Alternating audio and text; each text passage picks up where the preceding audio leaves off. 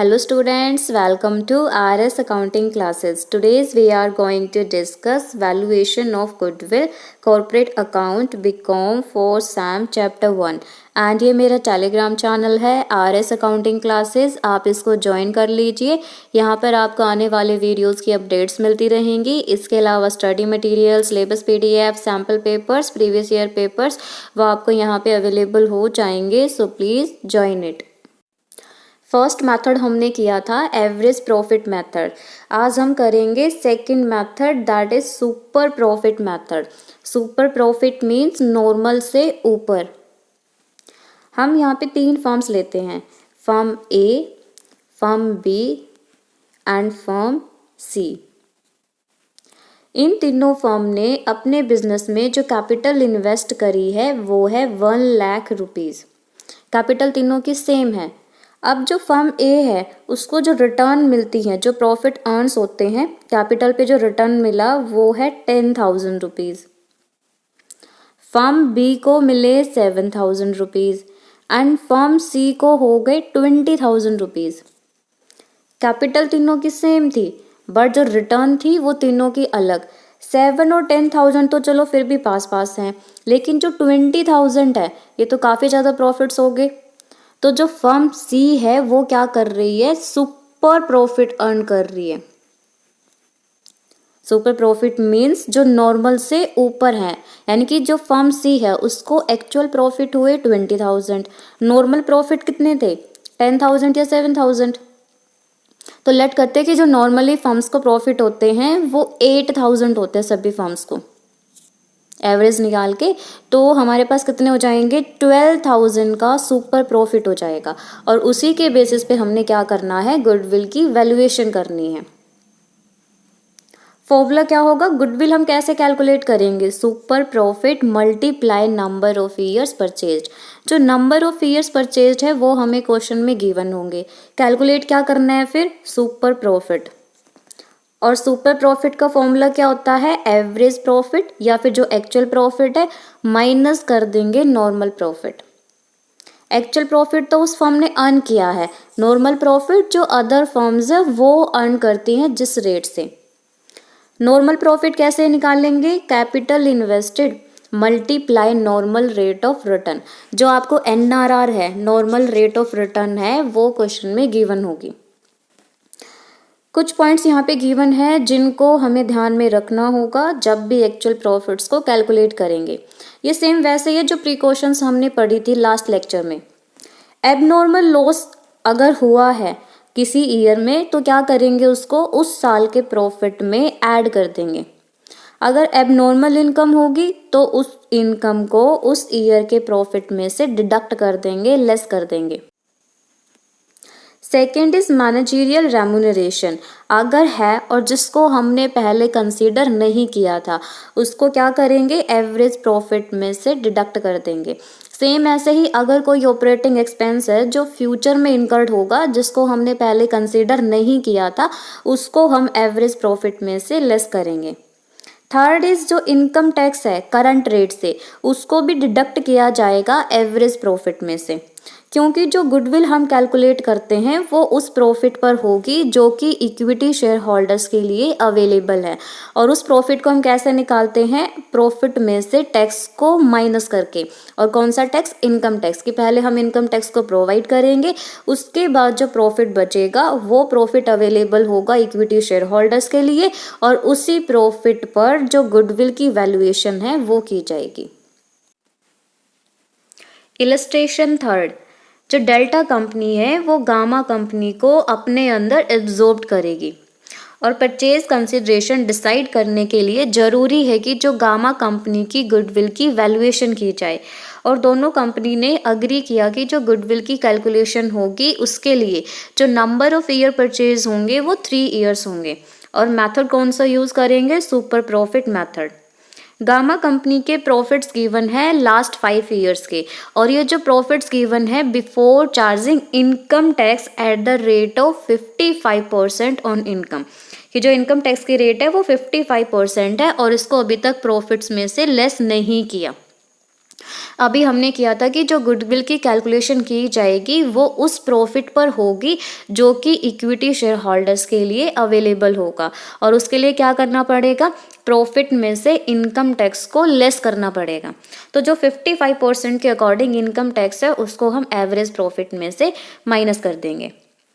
2006 का प्रॉफिट है 50,000, 7 का है 65,000, 8 का है 45, 9 का है 55 एंड 2010 का है 75,000। जो डायरेक्टर्स है गामा कंपनी के, नंबर में कितने हैं, 3, और उनको अपॉइंट किया जाएगा as the board of Delta company, यानी कि जो डेल्टा कंपनी के बोर्ड है, बोर्ड ऑफ डायरेक्टर्स है, उसके लिए अपॉइंट किया जाएगा। और उनकी जो सर्विस है वो फ्यूचर में भी ली जाएगी डेल्टा कंपनी के द्वारा। और जो सर्विस चार्जेस है वो 5,000 each per annum. It means कि जो एक डायरेक्टर है वो 5,000 रुपये चार्ज करेगा अपनी सर्विस के। तो नंबर में 3 है तो टोटल कितने चार्जेस हो गए, 15,000। और इन चार्जेस को कभी भी गामा कंपनी के प्रॉफिट में से मतलब चार्ज नहीं किया गया है, उसको डिडक्ट नहीं किया गया है। और अभी हमने किया था कि जो भी ऑपरेटिंग एक्सपेंसेस है जिनको पहले कंसिडर नहीं किया और वो फ्यूचर में इनकर्ड होंगे तो क्या करेंगे, उसको एवरेज प्रॉफिट में से डिडक्ट कर देंगे। जो एवरेज कैपिटल इन्वेस्टेड है नेट टेंजिबल एसेट्स में वो 1,80,000 है, और ये कंसीडर किया जा रहा है कि जो भी नॉर्मल रिटर्न होंगी, जिस तरह का बिजनेस गामा कंपनी ने कैरी किया था उस तरह के बिजनेस से जो नॉर्मल रिटर्न एक्सपेक्टेड है वो 10% की रेट से हैं। तो जो NRR होगी, नॉर्मल रेट ऑफ रिटर्न, वो होगी 10% एंड जो कैपिटल इन्वेस्टेड है 1,80,000। तो नॉर्मल प्रॉफिट हम कैसे निकालते हैं, capital invested multiply NRR upon 100, 1,80,000 का 10%, इट मीन्स 18,000, ये हो जाएगा हमारा normal profit. Calculate the goodwill of gamma company, हमने गामा कंपनी की गुडविल को कैलकुलेट करना है। तो गुडविल का फॉर्मूला हो जाएगा सुपर प्रॉफिट मेथड के according, super profit multiply number of years purchased. Number of years purchased हमें पता है 3 ईयर्स, तो सबसे पहले कैलकुलेट करेंगे सुपर प्रॉफिट, और ये कैसे होगा, actual average profit minus normal profit. Calculation of actual average profits, जो पिछले 5 सालों का प्रॉफिट गिवन है सबसे पहले हम उसको ऐड करेंगे, 50,000 plus 65 plus 45 plus 55 plus 75, total हो गया 2,90,000।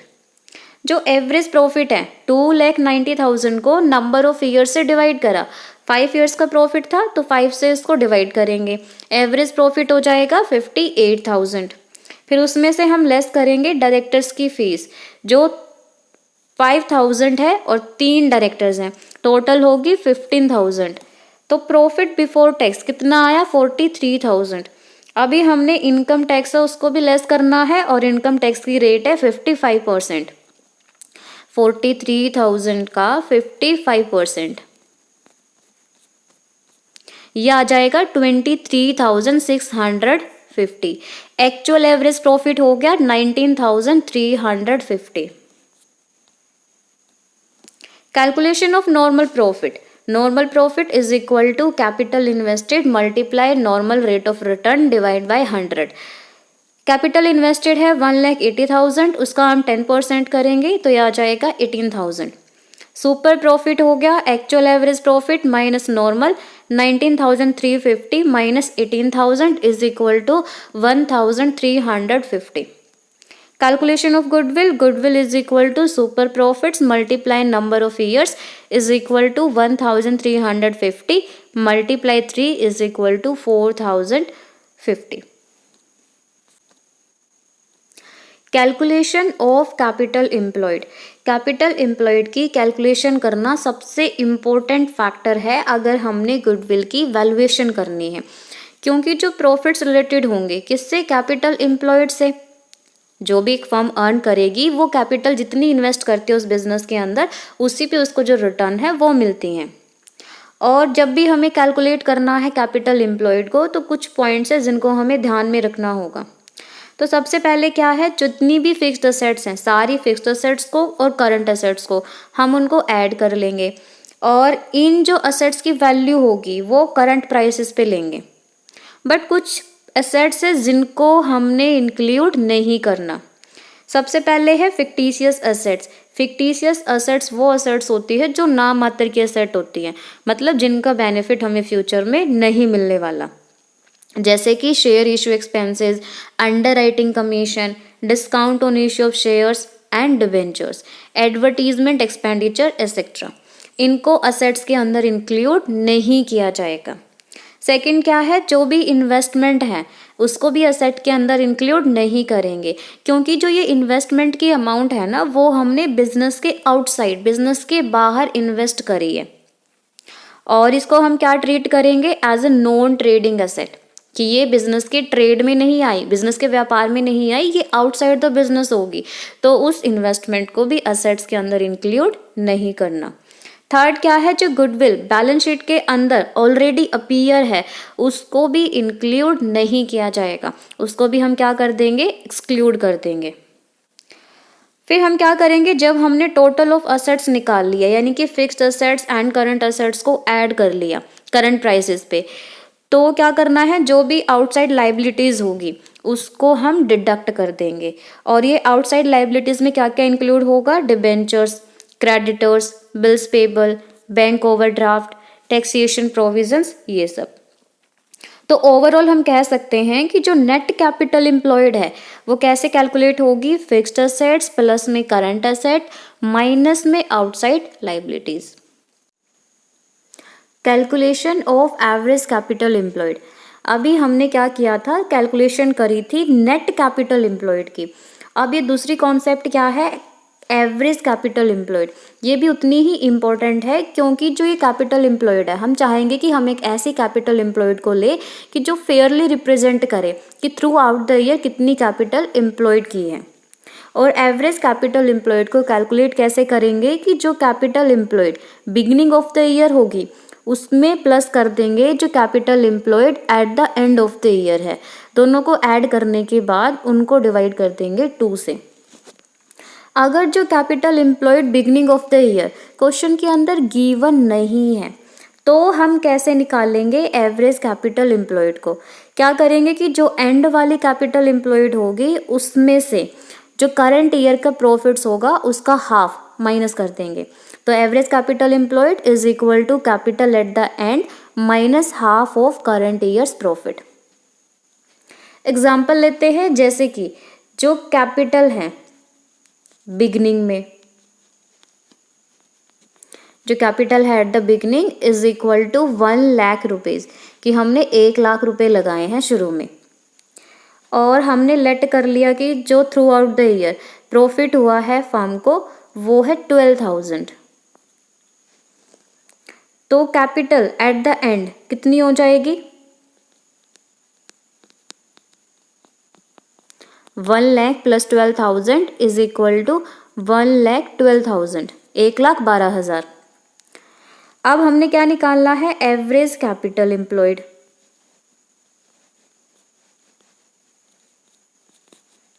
तो एवरेज कैपिटल एम्प्लॉयड कैसे होगी, जो बिगनिंग वाली कैपिटल है 1 लाख प्लस में जो एंड वाली कैपिटल है 1,12,000 और डिवाइड कर देंगे 2 से, तो कितना अमाउंट आ जाएगा, 1,06,000।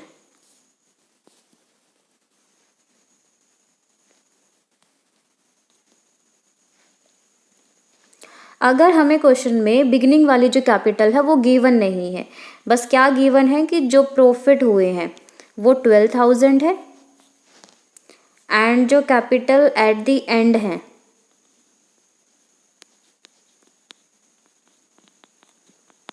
वो 1,12,000 है। अब निकालनी है एवरेज कैपिटल एम्प्लॉयड।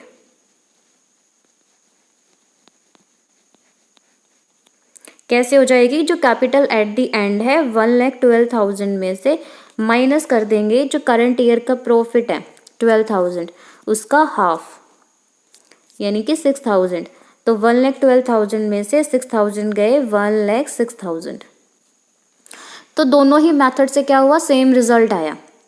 तो जो एवरेज कैपिटल एम्प्लॉयड हमने असरटेन करे उस पर जो लॉजिक यूज होता है कि जो प्रॉफिट ड्यूरिंग द ईयर एक फर्म अर्न करती है तो वो उन्हीं प्रॉफिट को यानी कि फिर से इन्वेस्ट करती चली जाती है जो उसने फर्स्ट मंथ में अर्न किए थे। फॉर एग्जांपल कि अगर स्टार्टिंग में एक फर्म ने 1 लाख रुपीज़ मतलब कैपिटल एम्प्लॉयड लगाई, कैपिटल इन्वेस्ट करी और उस 1 लाख रुपीज़ पे एक महीने में उसको 1000 रुपीज़ अर्न हो गए, तो फर्म क्या करेगी, उसको फिर से इन्वेस्ट करती रहेगी। इससे क्या होगा कि एवरेज बेसिस पे जो प्रॉफिट होंगे वो इंक्रीज होते रहेंगे और ओवरऑल जो प्रॉफिट एंड में, पूरे साल के एंड में जो प्रॉफिट्स हुए वो 12,000 हुए। तो हमने जब क्या करा, 1 लाख में से जो प्रॉफिट्स का हाफ लेस किया तो हमारे पास सेम रिजल्ट आया जो हमने opening capital plus closing capital divide by 2 करके कैलकुलेट किया था। अब हमने गुडविल की वैल्यूएशन करनी है। अब ये अकाउंटेंट पे डिपेंड करता है कि वो कौन से कॉन्सेप्ट को यूज़ करे, नेट कैपिटल एम्प्लॉयड को या फिर एवरेज कैपिटल एम्प्लॉयड को। जो एवरेज कैपिटल एम्प्लॉयड का यूज़ है वो ज़्यादा लॉजिकल है क्योंकि ये ट्रूली या फेयरली रिप्रेजेंट करता है कैपिटल इन्वेस्टमेंट को।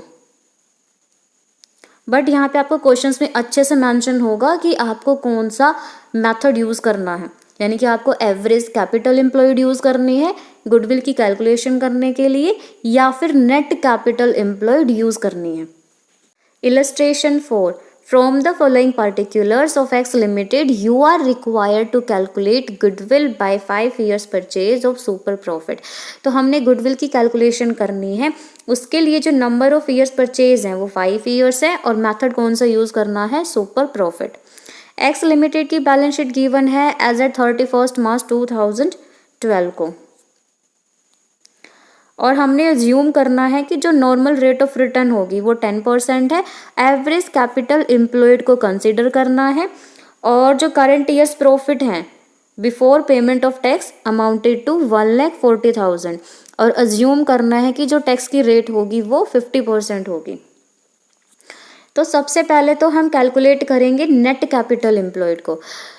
एवरेज के लिए हमें चाहिए बिगिनिंग कैपिटल और चाहिए क्लोजिंग कैपिटल, बट हमारे पास ओपनिंग कैपिटल गिवन नहीं है तो सेकंड फॉर्मूला यूज़ करेंगे closing capital minus half of current years profit. But उसके लिए सबसे पहले हमें जो नेट कैपिटल एम्प्लॉयड है उसको कैलकुलेट करना होगा। और नेट कैपिटल एम्प्लॉयड कैसे कैलकुलेट करते हैं, जो भी फिक्स्ड असेट्स हैं, करंट असेट्स हैं, उनको ऐड करेंगे। कुछ असेट्स हैं जिनको हमें कंसीडर नहीं करना और उसमें से जो भी आउटसाइड लाइबिलिटीज़ है उसको लेस करेंगे। तो सबसे पहले चेक करते हैं कि फिक्स्ड और करंट असेट्स में क्या क्या आएगा। Land and building fixed assets है, ये आ जाएगी 2,60,000। फिर प्लांट है, ये भी फिक्स्ड असेट है 1,70,000। उसके बाद गुडविल, हमने पढ़ा था कि जो गुडविल ऑलरेडी अपीयर है उसको हमें इंक्लूड नहीं करना। इन्वेस्टमेंट इन गवर्नमेंट सिक्योरिटीज़, ये भी आउटसाइड होगी बिजनेस के, इसको भी कंसीडर नहीं करना। इन्वेस्टमेंट फॉर प्लांट रिप्लेसमेंट, ये इन्वेस्टमेंट हमने करी है प्लांट को रिप्लेस करने के लिए, तो ये बिजनेस के अंदर ही होगी तो इसको हम कंसीडर करेंगे। और जो करंट एसेट्स है 2,60,000 वो भी इंक्लूड हो जाएंगे। जो करंट और नॉन करंट एसेट्स में गिवन है शेयर इशू एक्सपेंसेस, ये क्या होगी, फिक्टिशियस एसेट, इसको हम इंक्लूड नहीं करेंगे। So land and building 2,60,000, plant 1,70,000, investment for plant replacement 40,000, current assets 2,60,000। तो टोटल हो गया fixed assets plus current asset is equal to 7,30,000। अब चेक करते हैं आउटसाइड लाइबिलिटीज़ को। उसमें हमें इंक्लूड करना था डिबेंचर्स, ट्रेड पेबल्स और हमारे पास कुछ गिवन नहीं है, तो इसमें से लेस करा डिबेंचर्स को 80,000 के, ट्रेड पेबल्स हैं 1,20,000, तो 2 लाख अमाउंट इसमें से लेस हो गई। तो कैपिटल एम्प्लॉयड कितना आया, 5,30,000। अब क्या करना है, हमने लेस करना है जो करंट ईयर्स का प्रॉफिट गिवन था उसका हाफ, और जो प्रॉफिट हमें गिवन था वो बिफोर टैक्सेशन था 1,40,000। तो सबसे पहले 50% का जो टैक्स है वो लेस करेंगे। 50% मीन्स हाफ ही हो गया, 1,40,000 का हाफ हो जाएगा 70,000। यह आ गया हमारा प्रॉफिट आफ्टर टैक्स। और जो करंट ईयर का प्रॉफिट हुआ 70,000, अब उसका हाफ इट मीन्स 35,000 ये लेस करेंगे तो एवरेज कैपिटल एम्प्लॉयड है वो हमारे पास आ गई 4,95,000। अब कैलकुलेशन करनी है सुपर प्रॉफिट की। एक्चुअल प्रॉफिट हमारे पास गिवन थे 1,40,000, उसमें से हम लेस करेंगे 50% टैक्सेशन, तो 70,000। प्रॉफिट आफ्टर टैक्स हो गए 70,000। अब इसमें से हमने लेस करना है नॉर्मल प्रॉफिट, और नॉर्मल प्रॉफिट क्या हो जाएगा, जो भी एवरेज कैपिटल एम्प्लॉयड है उसके जो नॉर्मल रेट ऑफ रिटर्न होगी उससे मल्टीप्लाई करेंगे, और एनआरआर कितना है 10%। इट मीन्स 4,95,000 का 10%, ये हो गया 49,500। सुपर प्रॉफिट आया 20,500। गुडविल की कैलकुलेशन करेंगे, 5 ईयर्स नंबर ऑफ परचेज थे, तो 20,500 को मल्टीप्लाई करा 5 से, 1,02,500 हमारी गुडविल की वैल्यू होगी। इलस्ट्रेशन 5, बैलेंस शीट गिवन है एक्स लिमिटेड की, और हमें गिवन है करंट ईयर्स के profit after deducting interest on debenture and taxes is 31,000, और फिक्स्ड असेट में मशीनरी इंक्लूड है जिसकी मार्केट वैल्यू 5,000 ज़्यादा हो गई, और जो एक्सपेक्टेड रेट ऑफ रिटर्न है वो 10% है। हमने गुडविल की वैल्यूएशन करनी है सुपर प्रॉफिट का 5 टाइम्स। इट मीन्स कि नंबर ऑफ ईयर्स परचेज हो गए 5, और मेथड कौन सा यूज़ करना है, सुपर प्रॉफिट। तो सबसे पहले हम कैलकुलेट करेंगे एवरेज कैपिटल एम्प्लॉयड को, और वो कैसे आएगी, fixed asset plus current asset minus outside liabilities. Fixed assets हमारी हैं 1,80,000, बट हमने किया था कि जो भी फिक्स्ड असेट है, करंट असेट है, उनको मार्केट प्राइस पे, करंट प्राइसेस पे हम इंक्लूड करेंगे। तो जो फिक्स्ड असेट में मशीनरी थी उसकी वैल्यू इंक्रीज होगी 5,000 से, तो करंट प्राइस क्या होगा फिक्स्ड असेट का, 1,85,000। गुडविल है, इसको हमने इंक्लूड नहीं करना। इन्वेस्टमेंट आउटसाइड द बिजनेस है, इसको भी इंक्लूड नहीं करना। करंट असेट है 20,000, ये आ जाएंगे। और share issue expenses, discount on debentures, ये फिक्टिशियस असेट है, तो इनको हम कंसीडर नहीं करेंगे। हमने लेस करना है आउटसाइड लाइबिलिटीज़ को, तो क्या क्या है, 8% डिबेंचर्स है, ट्रेड पेबल्स है, एंड शॉर्ट टर्म प्रोविजंस है, प्रोविजन फॉर टैक्सेशन। इनको हम लेस कर देंगे तो हमारे पास जो नेट कैपिटल एम्प्लॉयड है वो आ जाएगी। फिक्स्ड असेट में 1,80,000 से जो मशीनरी की वैल्यू इंक्रीज होगी उसको हमने ऐड कर दिया, 1,85,000 हो गए। करंट असेट्स में करंट असेट्स 1 लाख की थी, वो हमने ऐड कर दी, तो टोटल असेट होगी 2,85,000। लेस कर देंगे आउटसाइड लाइबिलिटीज़ को, डिबेंचर्स हैं 50,000 के, ट्रेड पेबल 25,000, और टैक्सेशन प्रोविजन फॉर टैक्सेशन है 10,000, तो टोटल आउटसाइड लाइबिलिटीज़ होगी 85,000। तो कैपिटल एम्प्लॉयड आया 2 लाख। अब इसमें से क्या करना है, हमने करंट ईयर्स के प्रॉफिट का हाफ लेस करना है, और करंट ईयर का जो प्रॉफिट था वो 31,000 हमें गिवन है,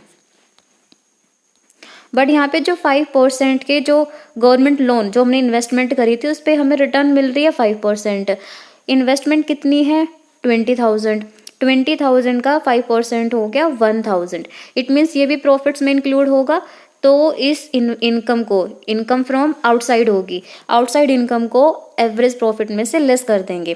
तो 31,000 में से 1,000 रुपीज़ लेस किए, तो करंट ईयर का एक्चुअल एवरेज प्रॉफिट आया 30,000, और 30,000 का हाफ करेंगे तो ये हो जाएगा 15,000।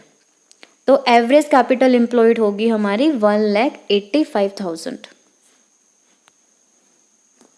Calculation of super profits, profit after tax 30,000 है, लेस कर देंगे नॉर्मल प्रॉफिट, जो एवरेज कैपिटल एम्प्लॉयड थी उसका 10%, दैट इज 18,500।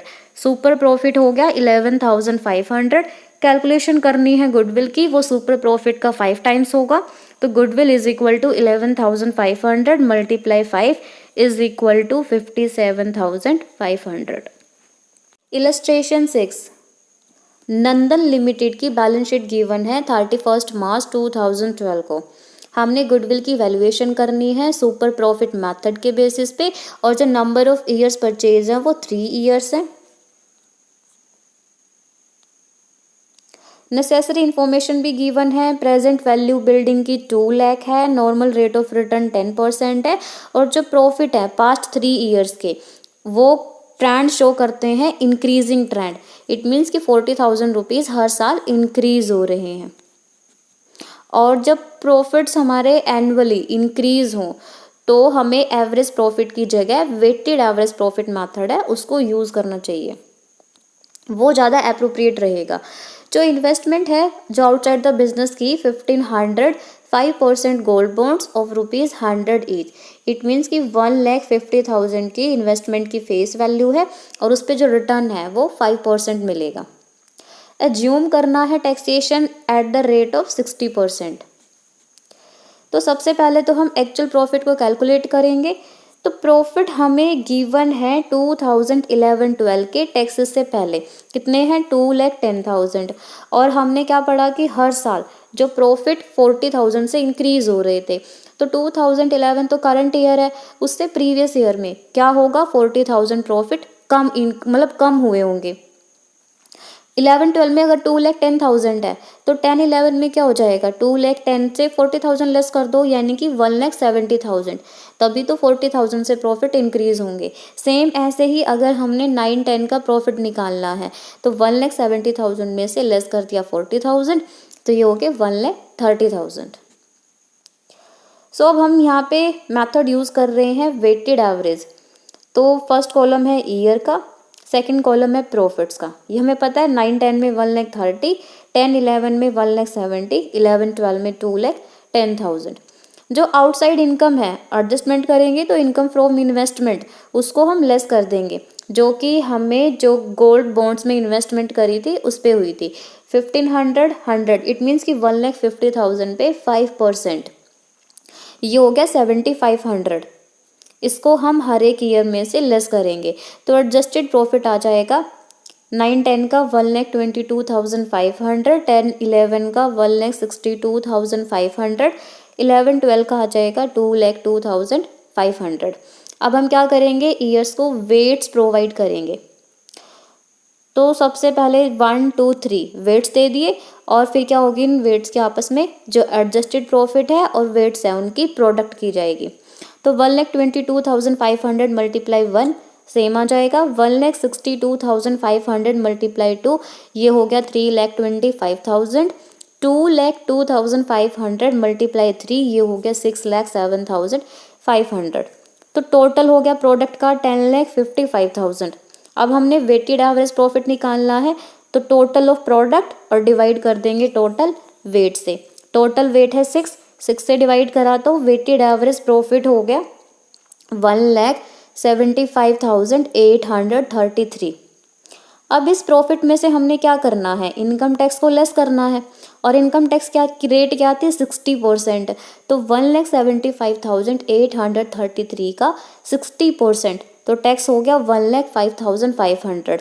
तो एक्चुअल में जो वेटेड एवरेज प्रॉफिट आया वो 70,333। अब हमने कैलकुलेट करनी है कैपिटल एम्प्लॉयड। कैसे करेंगे fixed assets plus current assets minus outside liabilities. Fixed assets में बिल्डिंग है और बिल्डिंग की हमें प्रेजेंट वैल्यू गिवन है 2 लाख, हम इसी को कंसिडर करेंगे। फर्नीचर 2,000 है ये ऐड हो जाएंगे। इन्वेस्टमेंट आउटसाइड द बिजनेस है इसको हम इंक्लूड नहीं करेंगे। करंट असेट में इन्वेंट्री है 2,23,000 की ये आ जाएगी। ट्रेड रिसीवेबल है 50,000 के ये भी आ जाएंगे, और कैश एंड बैंक का बैलेंस है ये भी इंक्लूड हो जाएगा। जो करंट और नॉन करंट असेट में शेयर इशू एक्सपेंसेस हैं ये फिक्टिशियस असेट हो गए, इनको हम इंक्लूड नहीं करेंगे। आउटसाइड लाइबिलिटीज में गिवन है ट्रेड पेबल्स, ये 48,000 के लेस हो जाएंगे। शॉर्ट टर्म प्रोविजन में प्रोविजन फॉर डाउटफुल डेट्स है 2,500 के, इनको भी हम लेस करेंगे। जो प्रोविजन फॉर डाउटफुल डेट्स है इनको हम ट्रेड रिसीवेबल में से भी लेस कर सकते हैं और इनको हम बाद में भी लेस कर सकते हैं। बिल्डिंग की वैल्यू 2 लाख, फर्नीचर 2,000, इन्वेंट्री 2,23,000 और ट्रेड रिसीवेबल में से प्रोविजन को लेस किया हुआ है 47,500, कैश का बैलेंस है 55,000। तो टोटल असेट हो गया हमारे पास 5,28,000। अब इसमें से लेस करेंगे आउटसाइड लाइबिलिटीज को, ट्रेड पेबल्स को 48,000। तो कैपिटल एम्प्लॉयड आ जाएगी 4,80,000। अब क्या करेंगे जो कैपिटल एम्प्लॉयड आई है 4,80,000 उसमें से लेस कर देंगे करंट ईयर्स के प्रॉफिट का हाफ। 2011-12 में जो प्रॉफिट गिवन था हमें 2,10,000, तो इसमें से क्या लेस कर देंगे? सबसे पहले जो आउटसाइड इन्वेस्टमेंट है, income from investment, outside income को लेस करेंगे। कितनी थी? 1,50,000 का 500, दैट इज 7,500। तो ये हमारे पास आ गया 2,02,500। अब क्या करेंगे? इसमें से लेस कर देंगे 60%, जो टैक्स है वो लेस हो जाएगा। 2,02,500 का 60% टैक्स हो गया 1,21,500। लेस करने के बाद जो हमारे पास करंट ईयर का profit means profit after tax, वो आ गया 81,000। 81,000 का फिर हाफ 40,500 लेस करा तो एवरेज कैपिटल एम्प्लॉयड आ गई 4,39,500। नॉर्मल प्रॉफिट कैलकुलेट करेंगे, कैपिटल एम्प्लॉयड का 10%, 4,39,500 का 10% हो गया 43,950। सुपर प्रॉफिट निकालना है, actual average profit minus normal profit. Actual average profit आया था 70,333, माइनस कर देंगे नॉर्मल प्रॉफिट 43,950, सुपर प्रॉफिट हो गया 26,383।